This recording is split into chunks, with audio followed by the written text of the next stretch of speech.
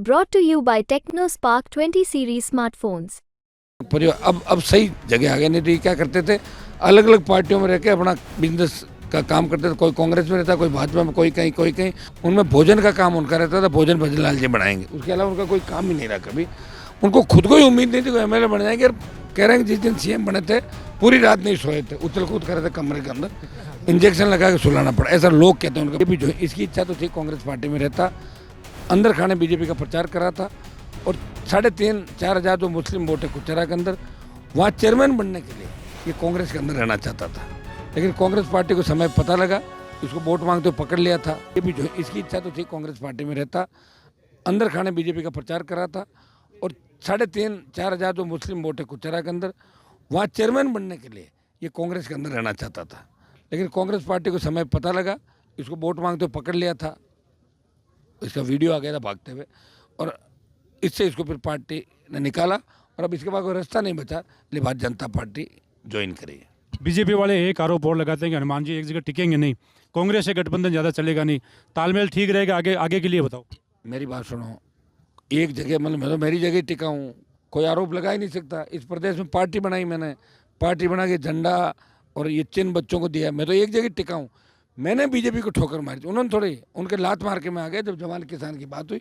और India alliance में इसलिए हम साथ रहेंगे कि हमारी सोच दलित, शोषित, पीड़ित, चाहे अल्पसंख्यकों के प्रति हमारी भावनाएं विकास की और संघर्ष की, तो एक जैसी निश्चित रूप से हम साथ रहेंगे सारे मिलके। और वैसे मुझे आप एक बात बताएं, ये बड़े बड़े नेता जो बात कर रहे हैं, ये एक जगह कहाँ टिक रहे हैं? देखो कितने लोग कौन कौन सी पार्टियां ज्वाइन कर रहे हैं। कम से कम हम हमारी जगह तो बैठे हैं, इंडिया अलायंस का हिस्सा बन के लड़ाई लड़ रहे हैं। पूरे देश के अंदर आवश्यकता थी लोकतंत्र को बचाने। मैं तो मेरी जगह ही हूँ ना, आरएलपी में तो टिका हूँ, और कहाँ टिका हूँ। बीजेपी वालों ने तो ऑफर किया था कि आरएलपी का विलय कर लो, कैबिनेट मंत्री बना दे 19 के अंदर ही। बाद में किसान आंदोलन में छोड़ रहा। जब मिनिस्टर की बात करी 3 से लेके और 23 तक मैं 4 बार स्टेट में मंत्री और 2 बार दिल्ली में रह जाता अगर चाहता तो। ब्रिजपाल की तरह अगर मैं उछल कूद करता ना, इस डाली से उस डाली पे, इस डाली से उस डाली पे, तो रह जाता। मुझे लोगों की सेवा करनी थी, इसलिए संतरी बन के सेवा कर रहा हूँ। उसका परिणाम हम लोग जो नागौर की जनता 19 तारीख को वोट करेगी और 4 तारीख को देश इसको देखेगा कि नागौर संसदीय क्षेत्र का सर्व समाज, जवान, किसान, अल्पसंख्यक, दलित कितना समझदार है कि अपने नेता को वापस वहीं भेजा जहां उसकी आवश्यकता है। अंतिम सवाल पूछूंगा, क्या नागौर जिले में कांग्रेस के बड़े नेताओं की आवश्यकता है? अगर है तो मीटिंग कब होगी, किन नेताओं को बुलाना चाहेंगे? आपकी पहली पसंद कौन सी? आज बात कर रहे हैं साहब बैठ के, जहाँ पब्लिक डिमांड करेगी ना वही हमारी पसंद है। हम बड़े नेताओं को इसलिए भी डिस्टर्ब नहीं करेंगे, बहुत जगह जहाँ हमारे कांग्रेस पार्टी के विधायक नेता सारे साथ हैं। नागौर जिला पूरा ही चुनाव लड़ रहा है।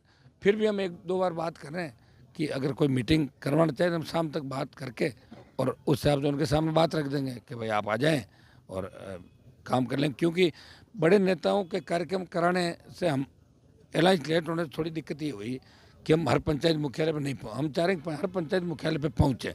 तो बड़े नेताओं की मीटिंग कराएंगे तो 2 दिन का समय उसके अंदर लगता है। प्रयास करते हैं, अगर लोगों की डिमांड होगी तो निश्चित रूप से हम बात कहेंगे और हमारे लिए सारे नेता सब जिनको कहेंगे वही आ जाएगा यहाँ पर। तो ये थे हनुमान बेनीवाल जो नागौर से गठबंधन के उम्मीदवार है, जिनका ये कहना है कि पूरी तरह से आरएलपी और कांग्रेस का गठबंधन चुनाव लड़ने के लिए तैयार है, एकजुट है। कहीं भी कोई भी गुटबाजी भी नज़र नहीं आ रही है। देखते हैं कि चुनाव में क्या रिजल्ट आता है, उसके बाद पता चलेगा कि नागौर की कांग्रेस और आरएलपी कितनी एकजुट है।